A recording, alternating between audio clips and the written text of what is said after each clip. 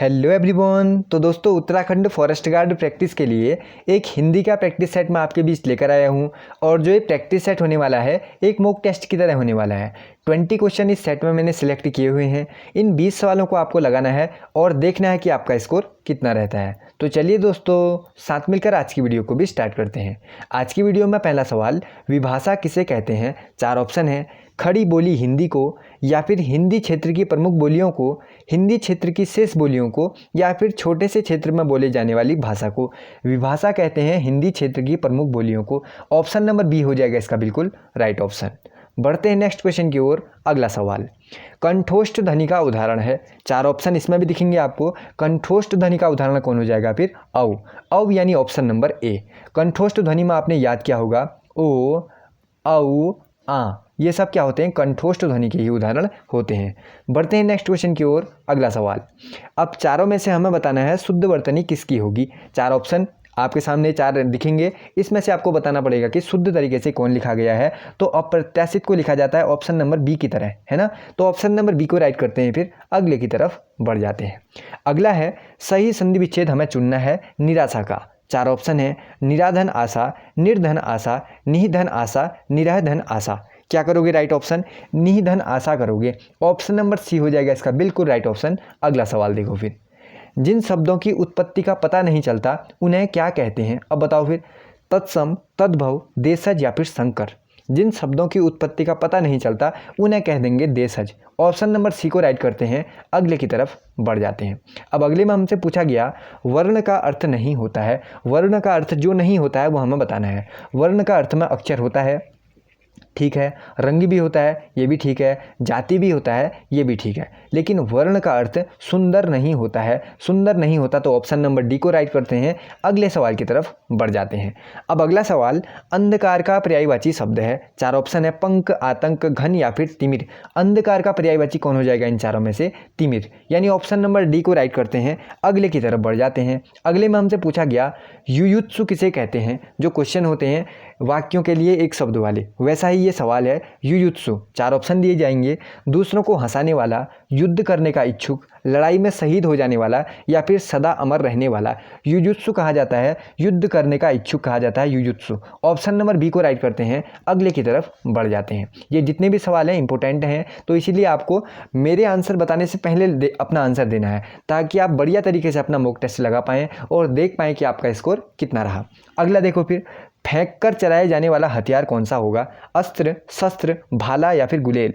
यानी फेंक कर चलाए जाने वाला हथियार क्या कहलाएगा? बताओ फिर क्या कहलाएगा? अस्त्र कहलाएगा फेंक कर चलाया जाने वाला हथियार। ऑप्शन नंबर ए राइट हो जाएगा। अगला सवाल, अब अगले में हमसे पूछा गया हो सकता है उसका काम बन जाए। ये क्या लिखा हुआ है? हो सकता है उसका काम बन जाए। अब बताओ ये किस प्रकार का वाक्य है? निषेधवाचक, संदेहवाचक, प्रश्नवाचक या फिर आज्ञावाचक?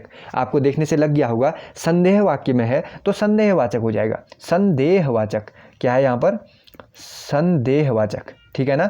बढ़ते हैं नेक्स्ट क्वेश्चन की ओर। अगला सवाल, अब अगले में हमसे पूछा गया खग जाने खग की भाषा का क्या अर्थ होता होगा? पक्षियों की भाषा जानना, समान प्रवृत्ति वाले ही एक दूसरे को सराहते हैं, पक्षी अपनी भाषा स्वयं समझते हैं, पक्षियों की तरह बोलना। खग जाने खग की भाषा का अर्थ होगा समान प्रवृत्ति वाले ही एक दूसरे को सराहते हैं। ऑप्शन नंबर बी को राइट करते हैं, अगले की तरफ बढ़ जाते हैं। गिल्लू कहानी की लेखिका है। गिल्लू कहानी आप सभी को पता होगी। इसकी लेखिका कौन है वो हमें बताना है। मन्नू भंडारी, महादेवी वर्मा, शिवानी या फिर मधु कांकरिया। कौन हो जाएंगी? महादेवी वर्मा। गिल्लू कहानी किसकी है? महादेवी वर्मा की। ऑप्शन नंबर बी राइट हो जाएगा। बढ़ते हैं दोस्तों नेक्स्ट क्वेश्चन की ओर, और अगले सवाल में हमें दिखता है बादल राग कविता के रचयिता कौन है? बादल राग दिनकर हैं, निराला जी हैं, सुमित्रा नंदन पंत हैं, या फिर मैथिली शरण गुप्त हैं। बादल राग किसकी थी? सूर्यकांत त्रिपाठी निराला जी की। निराला जी यानी ऑप्शन नंबर बी में हमें दिखे, तो ऑप्शन नंबर बी को राइट करें। अगला सवाल देखो, भाषा के आधार पर भारतीय राज्यों की पुनर्संरचना कब की गई? 1952, 53, 54 या फिर 56।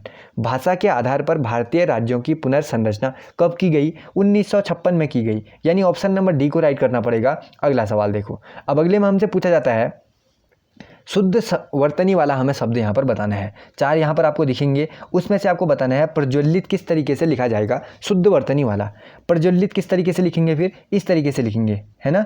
तो ऑप्शन नंबर सी को राइट करते हैं, फिर प्रज्वलित इसी तरीके से लिखा जाएगा। अगला सवाल, आवाहन का विलोम शब्द है। आवागमन, विसर्जन, आगम या फिर अनागम।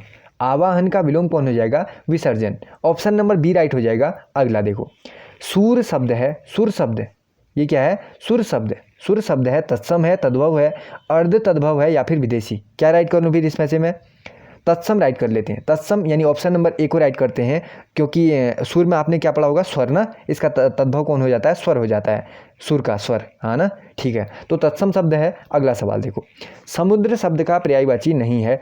जलधि होता है, पयोधि होता है, उदधि भी होता है, जलाशय नहीं होगा। समुद्र का जलाशय नहीं होगा, ऑप्शन नंबर बी नहीं होगा। अगला देखो, कमल का पर्यायवाची है।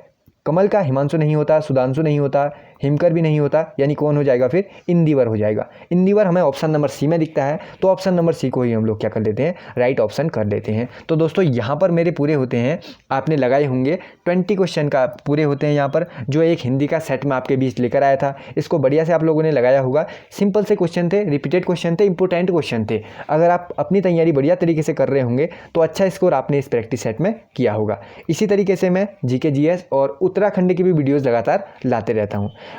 इस प्रैक्टिस सेट के बाद आपको अब उत्तराखंड या जीके जीएस की वीडियो जल्दी देखने को मिलेगी। बहुत जल्द मुलाकात होंगी अगली नई वीडियो में। तब तक के लिए आप लोग अपना रिवीजन करते रहिए, पढ़ते रहिए। जय हिंद, जय भारत।